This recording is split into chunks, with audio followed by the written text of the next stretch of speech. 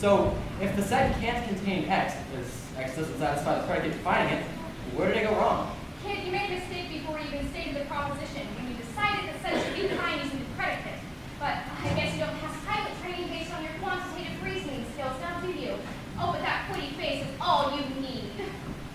Oh, stop it, Donovan. Actually, you're both wrong. See, the problem isn't the decision that set should be defined with predicates, but the assumption that every predicate will define the set. Oh, don't be such a smart aleck. I can tell you a few things about my new factorization method, using the extended Euclidean algorithm that would knock the socks off your little witticisms about proof by contradiction. Not this again. Oh, since when do you even know what I'm talking about, Nick? Now, Donovan, I'm sure we'd all love to hear about your little algorithm theory some other time. Hey guys, look. Someone's here. Oh, I didn't know there was anybody in here. Who is she? What were we talking about? Have you seen a gray backpack anywhere? Hey, Austin, look, there's a gray backpack right there. Oh, yes, thanks. It's actually my boyfriend. I was holding on to it for a great practice yesterday, and I guess I left it in here by mistake. How responsible, huh? He's been giving me the third degree about it. Third degree? No idea. Like murder? Or murder? Does your boyfriend hurt you? No. Then why would she say third degree? I guess she was just lying. I despise liars. But she smells pretty nice. Can I have my backpack now? Oh, she does. She smells like the flowers at 7th Street Park, New Orleans. The park. Flowers in your mother's hair. 7th Street. With your monthly checks. Summertime, lying with her underneath the stars. You missed her. Seven's a prime number, and also the atomic number of that. You want to play chess at the park with your dad. You want to go home. But also the smallest number of sides of a polygon not constructible by You standard won. methods. Then you spilled your ice cream. What's the matter? Oh. You like special needs? I've seen you around before. I didn't mean to scare you or anything, I promise. What's your name? Whoa. Her eyes are so blue. Look at those perfect radials extending from the pupil. How interesting. You don't have to answer if you don't want to. They're like tiny polar coordinate systems. If you didn't take into account the convexity of the eye, you could do all sorts of amusing conversions. Between the polar and Cartesian coordinates, hypothetically rearranging the eye into a rectangular system. I like your eyes. Thanks. You have nice eyes too. My name's Austin. I'm Lily. I wonder if that's why she smells like flowers. What are you reading about? Well, go on, tell her. I don't know about this. Shh. Spacecraft. And calculus. Calculus? Wow, are you good at math? I used to want to be an engineer at Lockheed Martin, and my dad thought I could, even though I have autism, because I placed first in the Tri-State College mathematics exam. But you don't want to anymore? Lockheed Martin designs the best in air and space, but also a lot of missiles and nuclear bombs, and I don't like things like that.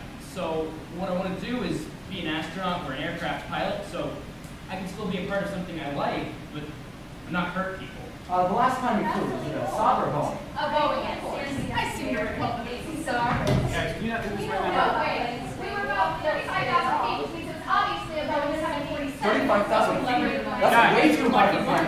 She's got it all. Guys, can you not right now? 35,000 is actually more, right? Guys! Hey, who's the pilot here, buddy? You or me? Shut up! Quiet, quiet, quiet! Oh.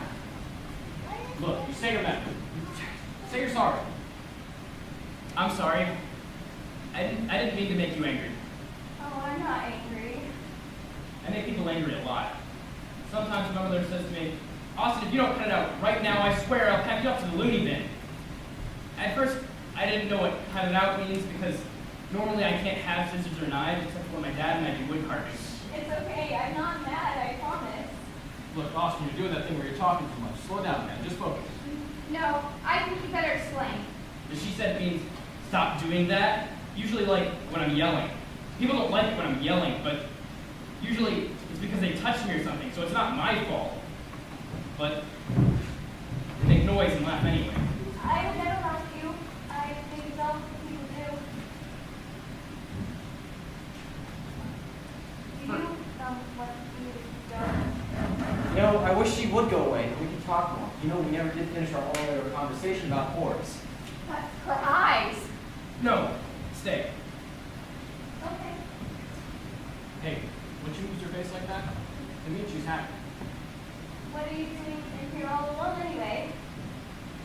My father always picks me up 15 minutes late, so I like to come in here and read instead of sitting outside with all the others. They're very loud and sometimes they touch me. Remember that one time when Harry Dillinsby's hand touched his Yes! Sheesh.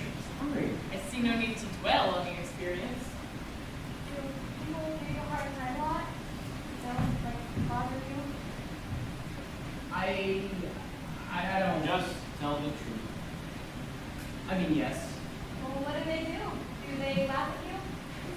Why are we talking about this? Yes. That's terrible. Well, at first I didn't know laughing was a bad thing. I thought it was a good thing until this time when David and Sam and I were playing a game where they kept throwing my rabbit keychain down the toilet and seeing how quickly I could get it out. And we were all laughing, but then my dad came in and yelled at them and said, "They're only laughing at you in a mean way, and that's because you're different. And I don't want to be different, so I don't laugh anymore." People are so terrible. They are indeed. She's not, though. Why is she being so nice? It's because she likes you, duh. Keep at it. Do you have any friends here? Oh, this is hardly pleasant. Sometimes I think of my books as friends. Look, guys, of course. Silly particles with funny names. Up, down, sharp, strange, top and bottom. Up, down, sharp, strange, top and bottom. Up, down, sharp, strange, top and bottom. Up, down, charm, strange, top, and bottom. What? Oh, wait. I know this. You're talking about corks, right? The different types of corks. I took a physics class last year, and we talked a little bit about corks, but not much. I checked out some other books because I wanted to learn more. There's a book I have. I taught myself too. It was the first thing I ever read on physics when I was 7 3/4 years old. It's good when you give things to people, right? You can have it if you want. Oh, she doesn't want it. All right, that's that. Let's not take it any further. But I don't think she's mad either. You know, Donovan, she's pretty nice, didn't you say? Heck, fine now. I like her.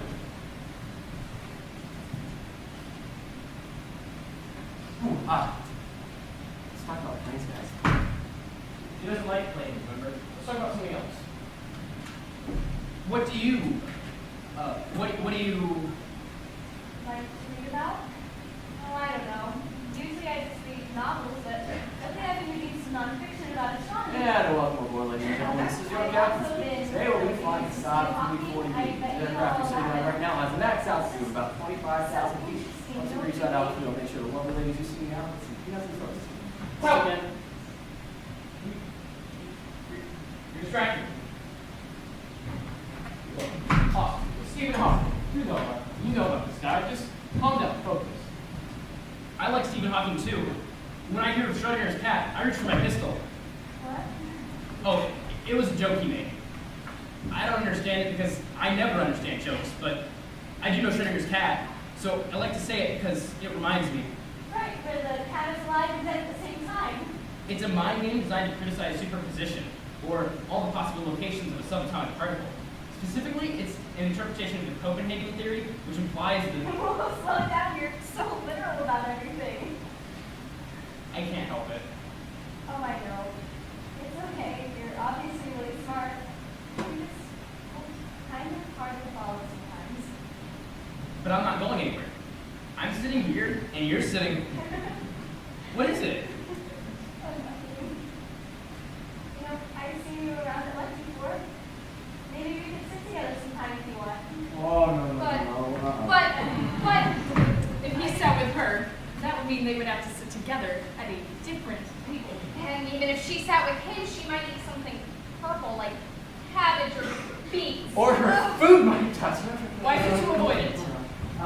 The ERJ-150 has a max wingspan of 70 feet. No planes. New thought. What's the matter? You look like a deer in headlights. A deer? That's just an expression. And obviously you don't have antlers or anything. your face like she's happy again. What do you think it means? Perhaps she would like to be friends? That would be awesome. Whoa, look at her eyes. Look at how they... Sparkle. What are you thinking about? Stars. Really? Whoa. Why is she interrogating you? Does she know that you were looking into her eyes or something? Is that socially unacceptable? That's a tricky one, but I'd say it's borderline commonplace. So then, why did you say really? Oh, well, it's kind of silly, but I'm obsessed with the stars. Every night I take a blanket outside and just watch them hanging there in the sky. And some nights I'm out there for hours just looking up, and sometimes when my mom and dad, well, let's just say it's a lot more peaceful outside than down with the stars. I have a telescope that I use every night to look at the stars. After I play mahjong with my dad and before I feed Newton. That's at 8:15. So we're looking at the stars at the same time. Well, not necessarily, because when I explore a new field of study, I like to immerse myself in its conventions, which means when I'm stargazing, I'm using local mean time as opposed to Eastern Standard Time, because local mean time historically governs planispheres, and by that standard, every 13 square miles is a different time zone due to subsequent varying degrees of longitude and differing visual angles. So for you and me, the time would probably be different by at least 1 minute, not to mention time moves slower closer to the Earth's surface, so if you were in your yard and I was on my balcony, that would make a difference too. Well, you know what I'd say? What? I'd say we're looking at the stars together. Okay. Give me that. Did you ever build your own telescope? Well, yeah, I always had to let it be an astronomer. It's just so beautiful out there, don't you think? I don't know. Well, then why do you look through your telescope every night at 8:15 or maybe earlier eventually? I've just been splitting the double quasar and Ursa Major, and lately I've been locating stars within 100 light years of Earth's atmosphere, breaking down their light emissions into the visible spectrum so that I can determine what wavelengths are missing. That allows me to determine each star's thermal postmark and atmospheric composition. I think I'll start something new soon. Oh, I always just make constellation pictures and stuff. Are you always so scientific about it? Don't you ever just look up and wonder? Well, sometimes when I'm looking for gamma ray activity in search of supernovas, I like to think about all the questions they could answer if we knew more about them. Like what? Like, where's the universe's missing mass, or is gravity never repellent? Or could the inflation theory be correct, like with the entire Big Bang theory as we know it be proved? Well, see, I think about those things too. Well, just with smaller words. So many things as a scientist and a person that I want to know the answers to, and knowing that I might not ever find those answers, very, very frustrating. When that happens to me, and I'm just so mad at how small and limited the human mind is, well, my whole life really. Do you know what I do? No. Well, I just try to stop thinking and let it wash over me. The way it looks out there, the razor sharp black and spooky by little pricks of light into every single color you can imagine. And those shapes you see in the nebulas, you know, that are completely alien, also seem, well, I don't know. Intuitive? Exactly. We've been here before. See, Dawson, you see the beauty too. They've never seemed quite so real before. What I like to think about is how quiet and still it must be out there with no air, without molecules or sound travel through it. How in the middle of all that, there are millions and millions of potential nuclear furnaces burning billions of pounds of matter every second. The whole thing just seems like a paradox, doesn't it? Maybe that's why it freaks some people out. You know, all that stuff we were talking about. Supernovas and star deaths and stuff all happens on such a different time scale. Like either at the speed of light or over the course of a billion years. It doesn't even seem possible it could exist in the same reality as us. And knowing that you, lying in your dinky backyard, is another part of the same whole, it's quite unbelievable.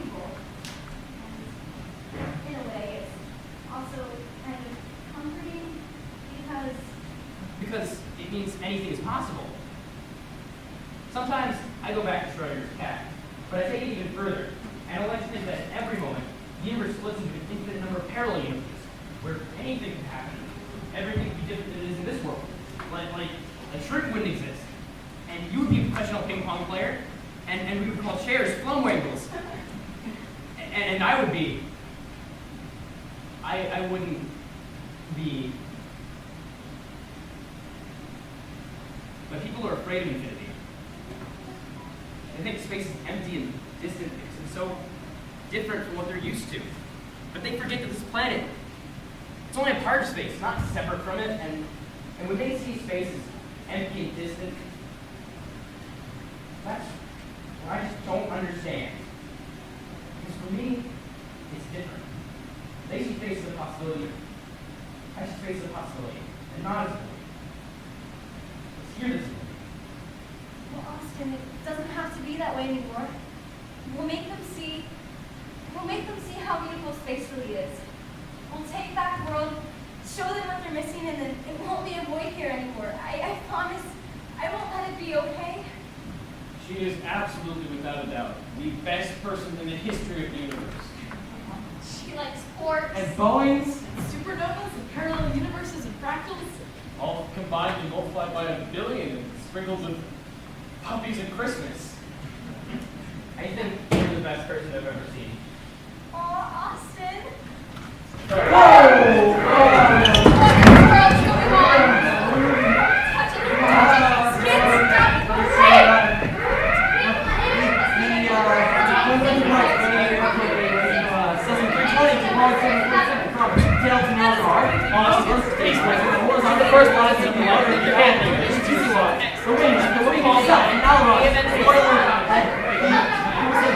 Engine, and rocket. No, it's not right, it can't be right. Which means that nose to tail is going to call a cockpit, the fuselage. The wing, the president, both engines, along with the You can't do this to yourself. spoiler, and the thing like that. The vertical stabilizer, horizontal stabilizer, elevator. No, not the face! Not the face!